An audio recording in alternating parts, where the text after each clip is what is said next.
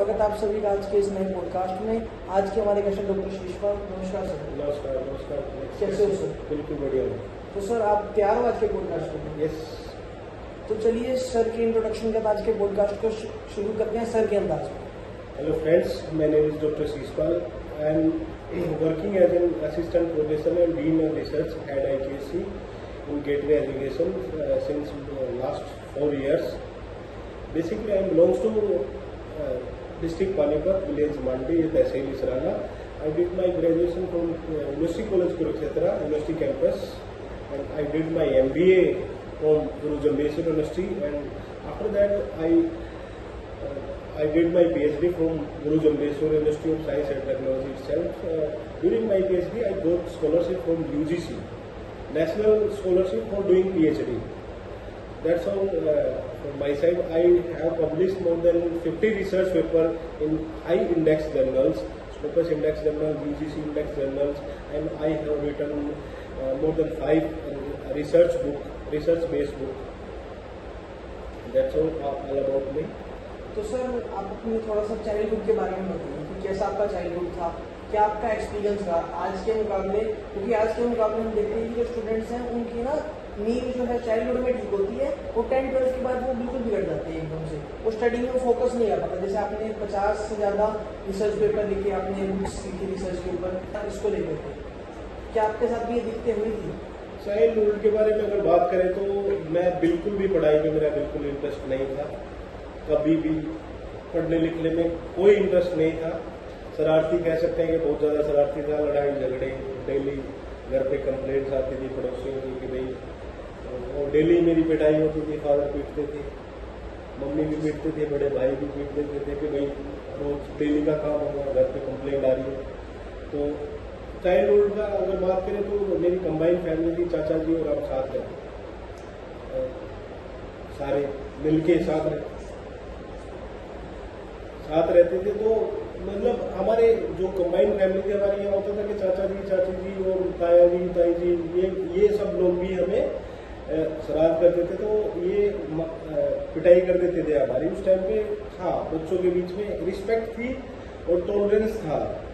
उस टाइम पे हम टॉलरेट कर लेते थे। आज के टाइम पे अगर बात करें तो आज के टाइम पे खुद के जो पेरेंट्स हैं, मम्मी पापा हैं, उनकी भी बात बच्चे नहीं सुनते, उनकी भी बात को टॉलरेट नहीं करते। हम कर लेते थे उस टाइम पे। चाचा भी पिटाई कर देते थे अगर मैंने कुछ उल्टा काम किया तो। अब नहीं करते।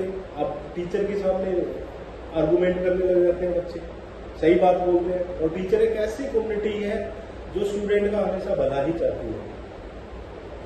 कोई टीचर ये नहीं चाहता कि मेरा स्टूडेंट गुंडा बने, मवाली बने या कुछ काम ना करे। कोई भी ऐसा टीचर नहीं है। चाहे वो अपनी जॉब के लिए वो चोरी कर सकता है, पर बच्चे के लिए कभी बुरा नहीं सोचता। तो टीचर से डेली का काम हमारा 2-4 बच्चे बहस कर लेते हैं। हम डेली पढ़ाते, क्लास में जाते हैं तो बहस, बिना बात की बहस करते हैं बच्चे। मैं आप अटेंडेंस नहीं दे रहे, मुझे असाइनमेंट में कम नंबर दिए हैं। तो टॉलरेंस लेवल अब वो नहीं है जो हमारे टाइम में था। आज से 20 साल पहले की बात करें तो हम सारी चीज़ें सहन कर लेते थे। टीचर हमें पिटाई भी करते थे उस टाइम पे। आज तो गवर्नमेंट ने भी ऐसे कानून बना दिए कि बच्चे को हाथ नहीं लगा सकते, डांट नहीं सकते। रिसेंटली एग्जाम्पल है, मेरे बेटे की क्लास में ही एक स्टूडेंट पढ़ता था और टीचर ने उसे डांट दिया।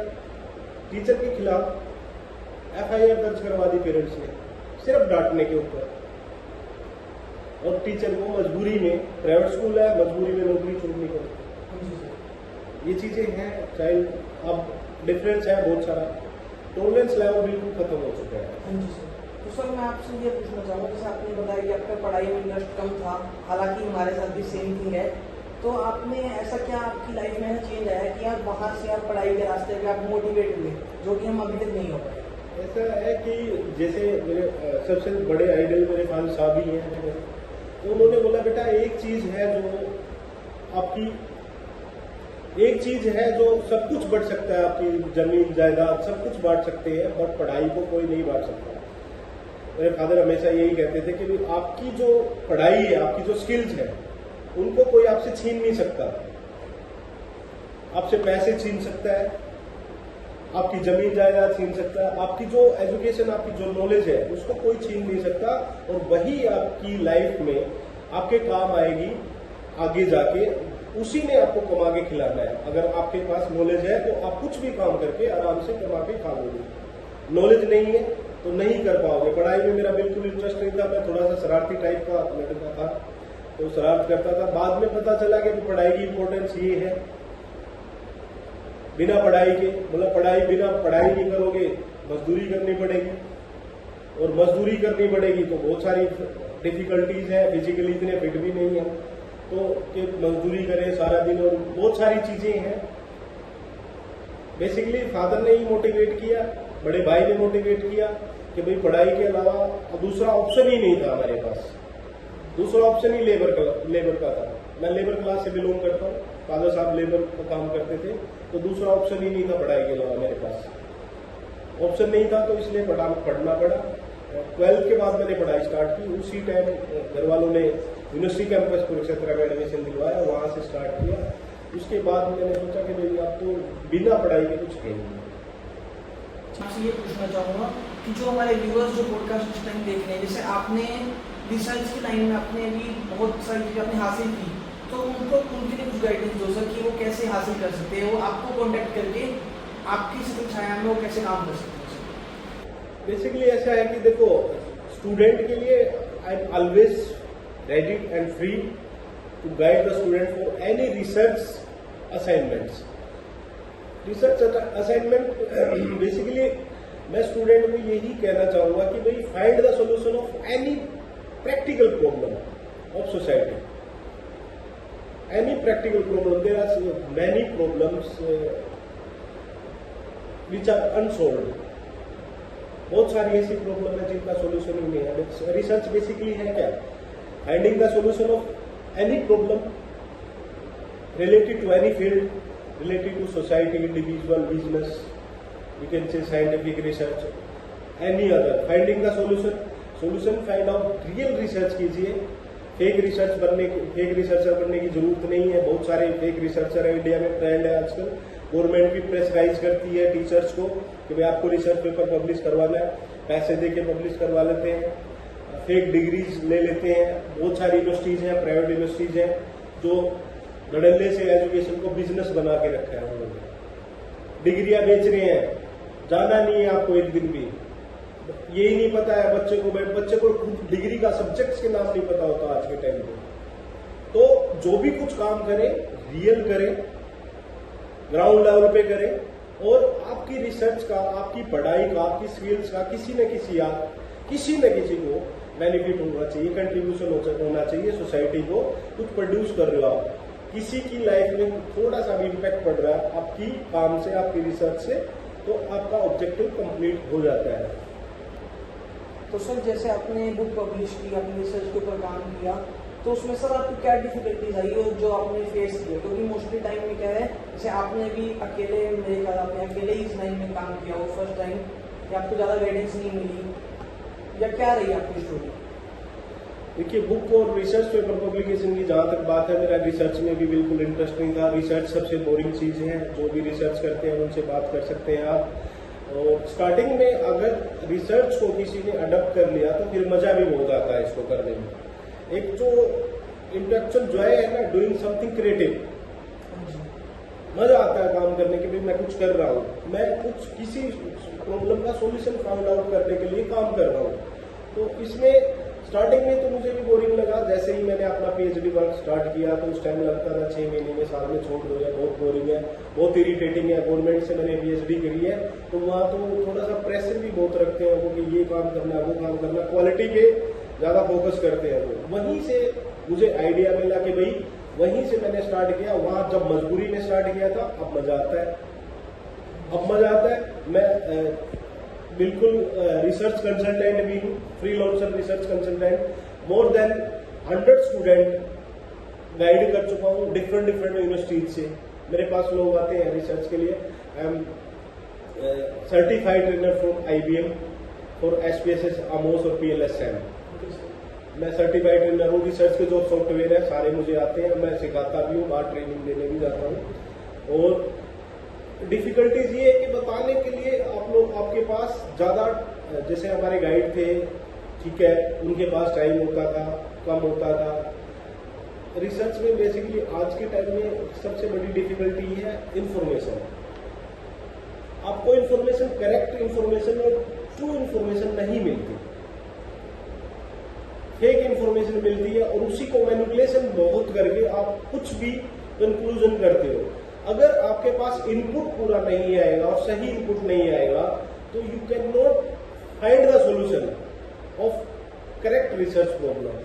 तो सबसे पहली बात यही है कि इंफॉर्मेशन करेक्ट होनी चाहिए, डाटा करेक्ट होना चाहिए, रिलायबल डाटा हो, कंसिस्टेंसी डाटा होना चाहिए, बिल्कुल ऑथेंटिक सोर्स से पढ़ो, एआई यूज करो। मैं ये नहीं कहता एआई यूज करो, एआई यूज करो, साथ साथ अपना भी जो इंटेलेक्चुअल लेवल है उसको यूज करना चाहिए। एआई आपको सिर्फ वो प्रोड्यूस करके देता है जो फ्रीली अवेलेबल है, जो एक डेटाबेस में अवेलेबल है। जहां पेड की बात आती है वो एआई में नहीं मिलेगा आपको।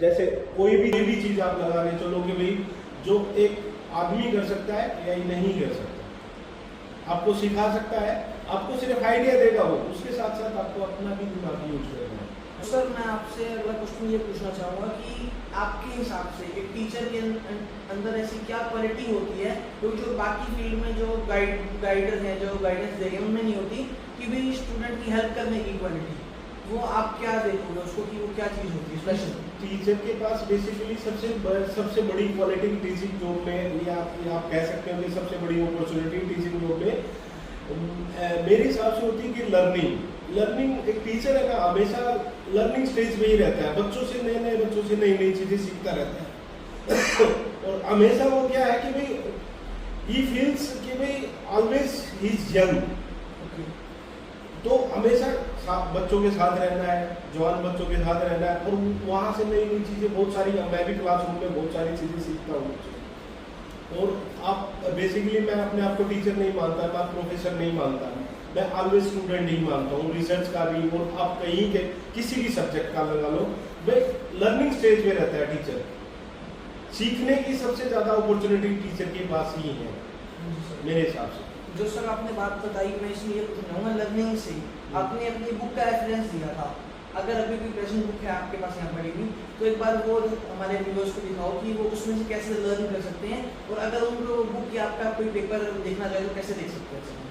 देखिए बेसिकली गूगल स्कॉलर पे, जो गूगल स्कॉलर एक रिसर्च जो डेटाबेस है, वहाँ पे डॉक्टर शीशपाल के नाम से मेरी आईडी है गूगल स्कॉलर पे। वहाँ पे मेरे सारे के सारे रिसर्च पेपर अवेलेबल हैं, पीडीएफ में आपको मिल जाएंगे, वहाँ से डाउनलोड करके आप मेरे रिसर्च पेपर पढ़ सकते हैं।